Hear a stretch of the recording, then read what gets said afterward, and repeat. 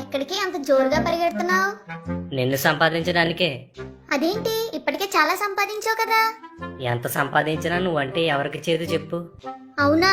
అయితే ఇంకా వేగంగా పరిగెత్తు. ఉమ్, ఇంకా వేగంగా. నీకోసం ఎంత వేగంగా అయినా పరిగెడతా. ఒక్క నిమిషం ఆగుతావా? ఆ, చెప్పు. నా కోసం పరిగెడుతూనే ఉన్నావు. ఇంటి దగ్గర నీ భార్య పిల్లలు ఎదురు చూస్తూ ఉండరా? నేను డబ్బు సంపాదించే పనిలో ఉన్నాను, నా కోసం ఎదురు చూడొద్దని వాళ్ళకి చెప్పేశా.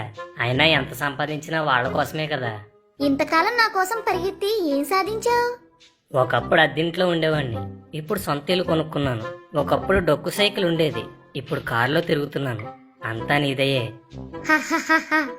నే తిండి, వేసుకునే బట్టలు, తిరిగే మనుషులు అన్నీ మారిపోయాయి. హా, ఇంకా చెప్పు. నీకోసం ఎంత చెప్పినా తక్కువే. నీకోసం ఎన్ని పుస్తకాలు, ఎన్ని ప్రసంగాలు, ఎన్ని వీడియోలు ఉన్నాయో తెలుసా? అవుననుకో. అందుకే అన్నారు ధనం మూలం ఇదం జగత్ అని. నువ్వు ఉన్నోడు గొప్పోడు, నువ్వు లేనోడు దరిద్రుడు. నువ్వు ఉన్నోడు పెద్దవాడు, నువ్వు లేనివాడు పేదవాడు. నువ్వు ఉన్నోడికి మర్యాద, నువ్వు లేనోడికి హేళన. నువ్వు ఉన్నోడికి గౌరవం, నువ్వు లేనోడికి అవమానం. ఒక్క మాటలో చెప్పాలంటే నువ్వు ఉంటేనే ప్రపంచం నడుస్తుంది. చివరికి ఒక మనిషిని మనిషిగా చూడాలన్నా నువ్వు ఉండాలి. అయినా నీకోసం నీకు తెలీదా? నీ నోటితో వినడం వేరు కదా. అవును, నువ్వు క్రైస్తవుడు అనుకుంటా. అవునవును, నీ రాక నాకు దేవుడిచ్చిన ఆశీర్వాదం.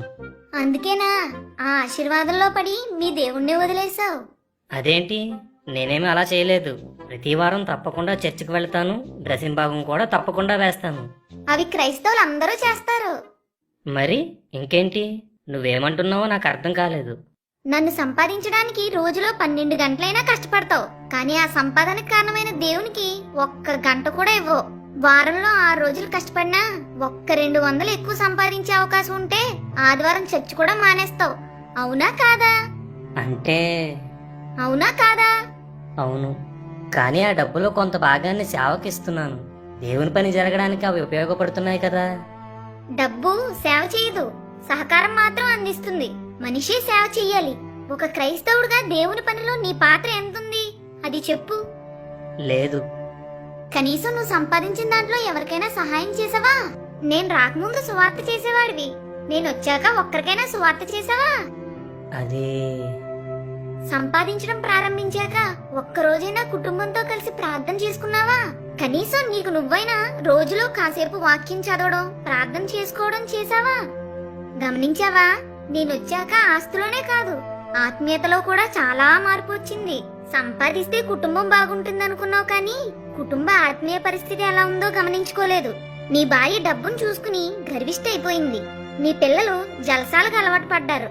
ధనాపేక్ష సమస్త కీడులకి మూలమని, ధనాపేక్ష లేని వారే మీకు కలిగిన వాటితో తృప్తి కలిగి ఉండమని బైబిల్లో ఉంది కదా. చదవలేదా? చివరికి నీ ధనాపేక్షే నీకు నీ కుటుంబానికి కీడుగా మారుతుంది. నీ ధనాపేక్షే మిమ్మల్ని నరకానికి నడిపిస్తుంది.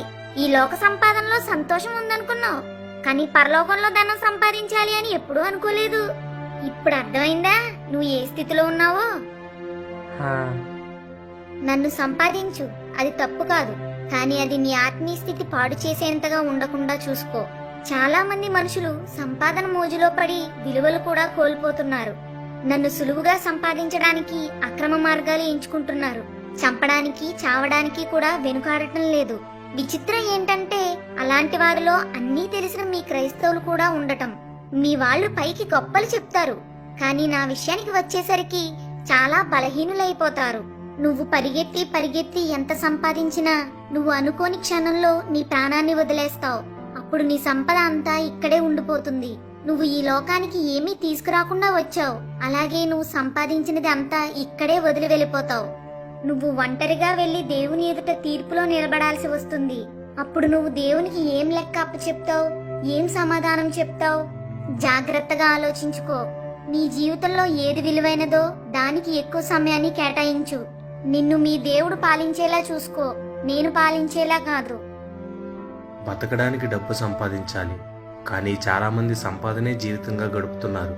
డబ్బు వ్యామోహంలో పడి కుటుంబాలను నిర్లక్ష్యం చేసేవారిగా, ఒకరితో ఒకరు సంబంధం లేనివారిగా, ఆత్మీయ జీవితాన్ని పట్టించుకోని వారిగా బతుకుతున్నాం. ఇప్పటికైనా అశాశ్వతమైన ధనం విషయంలో మన ఆలోచన మార్చుకుందాం. ఆమేన్.